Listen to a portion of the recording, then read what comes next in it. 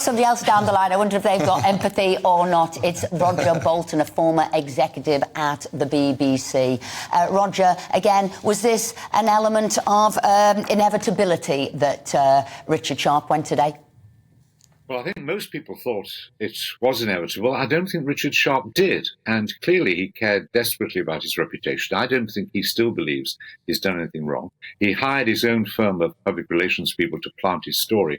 So I still think that he doesn't quite get it. I mean, I think he's an outstanding man with a very great deal to offer.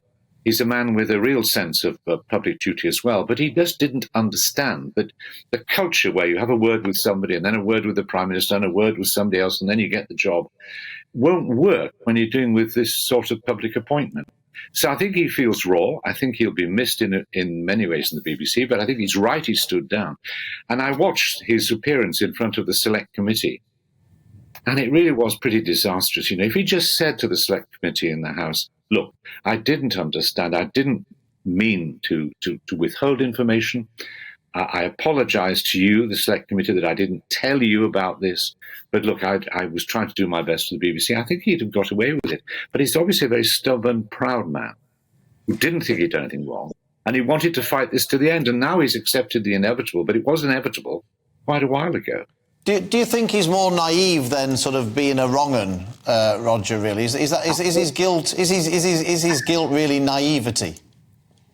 Well, I think a man as sharp and intelligent as sorry about the pun as Richard Sharp, it'd be difficult to call him naive. But I just think that he's operating in a world and a culture totally different from the one of public appointments. And I mean, he should have realised, for example, when the Gary Lineker affair came up, precisely the moment where the chairman of the BBC should have stood in, explained the very complex issues here about people's right to express themselves, but the BBC's need to be regarded as impartial. He should have been able to speak. He couldn't do it because of this investigation. I think it's a good thing he's gone. But can I just say one more thing? And he's a good man who did make a mistake, and it's right he's gone. But the important thing in future is don't let the Prime Minister get anywhere near this sort of appointments. Make sure the Commons, MPs like you, get hold of this appointment and make sure that having candidates put forward to you, a consensus in a Select Committee agrees on who it should be. We want chairman of the BBC who isn't seen as a Tory or Labour. Well, I was going to come to that, Roger. Do you think that had a problem as well? People knew he was a Tory. People knew he was a Tory donor. Do you think the BBC, which people perceive as left-leaning, always was looking at anything to get him out, in a way, if they could?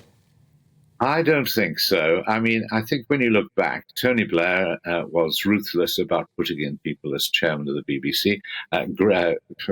Gavin Davis was a right-hand man of Gordon Brown, was appointed chairman. He'd been a member of the Labour Party. He had given money to it.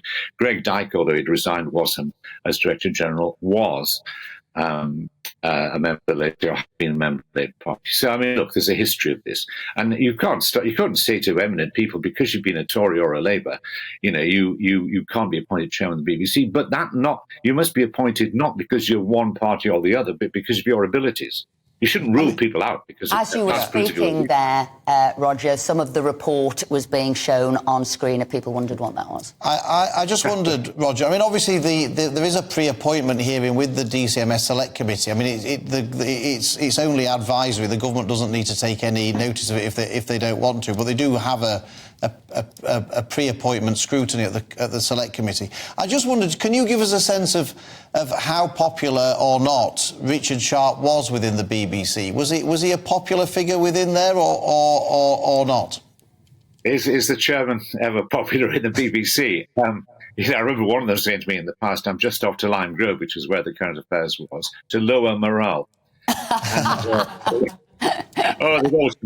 think from what I can gather, those who worked at the very top with him were really impressed by his commitment to the BBC, his understanding of business and so on. But some were also worried that the BBC, that he was driving the BBC towards being a very successful business, which will ultimately have to do without the licence fee, and wasn't sufficiently aware of other aspects of public service minorities and so on. I think some of the staff, particularly the journalists, felt it very hard on this on partiality issues. They did think what they were doing was being impaired by this. So I think there'll be a bit of sadness.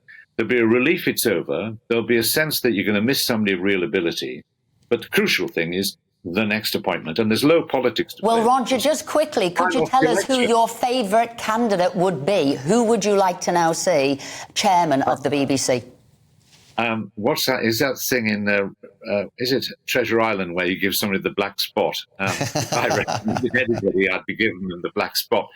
No, I would love to see somebody who there's a consensus around. I mean, we've got an election in a year and a half's time. There's a temptation for the Roger, we needed a name there because we've got to get to a break now, and hopefully we'll be speaking to you later as well. Have you got a name? Otherwise, we're going to the break.